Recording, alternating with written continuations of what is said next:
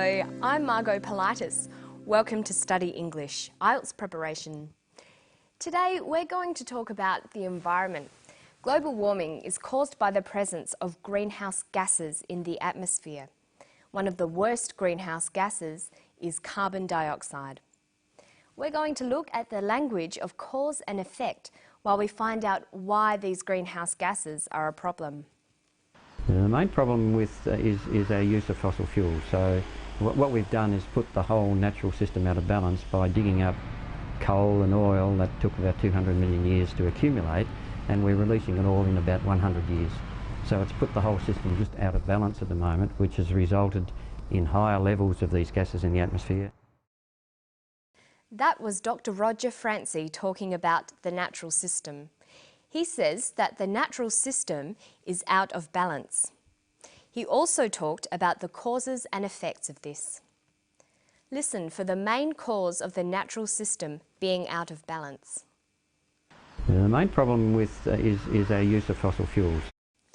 He says the main problem is our use of fossil fuels. So if we look at a table of cause and effect, we can say that the use of fossil fuels is a cause, and the natural system out of balance is an effect. Listen again. The main problem is our use of fossil fuels. So what we've done is put the whole natural system out of balance by digging up coal and oil that took about 200 million years to accumulate, and we're releasing it all in about 100 years. So the natural system has been put out of balance by people digging up and burning coal and oil. This releases gases into the atmosphere. Coal and oil are fossil fuels. So if we go back to the table of cause and effect, we can say that digging up and burning coal and oil is another cause. See if you can hear another effect. The main problem is our use of fossil fuels. So what we've done is put the whole natural system out of balance by digging up coal and oil that took about 200 million years to accumulate, and we're releasing it all in about 100 years. So it's put the whole system just out of balance at the moment, which has resulted in higher levels of these gases in the atmosphere.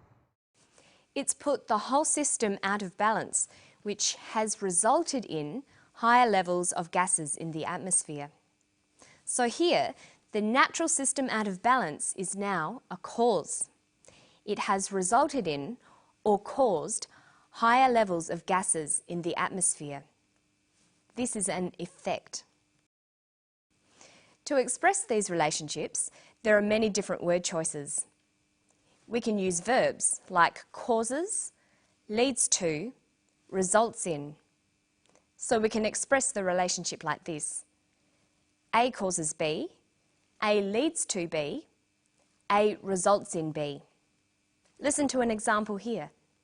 So it's put the whole system out of balance at the moment, which has resulted in higher levels of these gases in the atmosphere. Our use of fossil fuels has resulted in higher levels of gases. But we can also express the cause-effect relationship the other way round.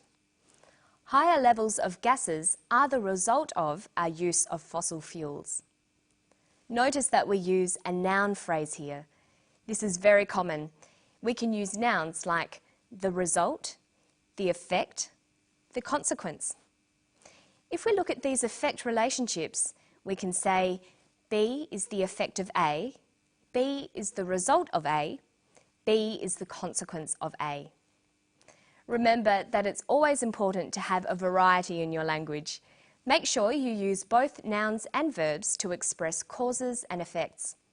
This will make your written work and your speech sound more interesting. Okay, so Dr. Franci and his team have designed a new way of measuring one of the worst greenhouse gases in the Earth's atmosphere, carbon dioxide. Listen for what they're trying to find out.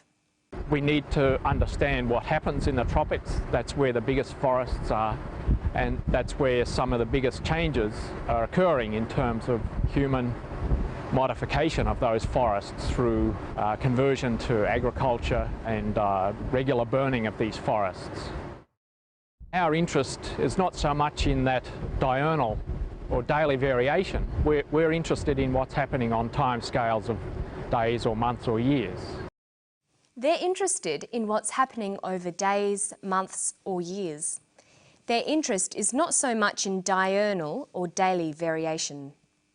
The conjunction or here works to connect alternative meanings. In this sense, or means that is, I mean. We're interested in diurnal, that is, daily variation. We're interested in diurnal, I mean daily variation. The second word defines the first. It tells the reader or listener what the more unfamiliar technical word means.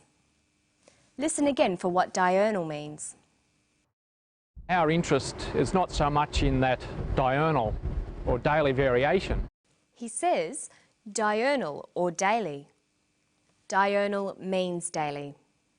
See if you can work out the meaning of CO2 here. One of the main causes of global warming is CO2, or carbon dioxide. CO2 or carbon dioxide.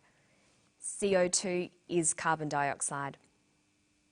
When you're looking at environmental issues like global warming and greenhouse gases, it's often necessary to be familiar with these kinds of chemical terms. You should try to learn the more common ones, like CO2. You might want to keep a copy of the periodic table in your notebook. That's the list of all the chemical elements and their abbreviations. Here are some of them. Hydrogen is H, but helium is HE. Notice that with abbreviations of elements, the first letter is always a capital and the others are always small. See if you can guess these ones. Oxygen, that's O, and carbon is C. But they're not always that easy. Lead is PB, and sodium is Na. Okay, now let's listen to Dr. Francie talk about the new CO2 measuring device. Then we'll look at the names of countries and nationalities. There's been interest from Korea, Japan, France and Malaysia, where the analyser could be installed on a 100-metre tower on the island of Borneo. He says there's been interest in their device from Korea, Japan, France and Malaysia. It's important to learn and recognise the English names of the major countries of the world, their nationalities and how to spell and pronounce these. It's a good vocabulary exercise to make lists of these families of words. To help you remember them, try grouping countries according to how the nationalities are formed. Notice that they're all spelt with capital letters. We have the AN group, Australia, Australian, Korea, Korean, Malaysia, Malaysian, Fiji, Fijian. We have the ESE group, Japan, Japanese, China, Chinese, Vietnam, Vietnamese. Then there's the I group, pronounced I, Bangladesh, Bangladeshi, Kuwait, Kuwaiti. And some nationalities are formed in an irregular way. France, French, New Zealand, New Zealander, Philippines, Filipino, and watch the change in spelling with that one. Why don't you start your own list of English names for countries and their people? Some countries also take separate adjectives that you can learn along with them. And that's all for Study English today. I'll see you next time. Bye-bye.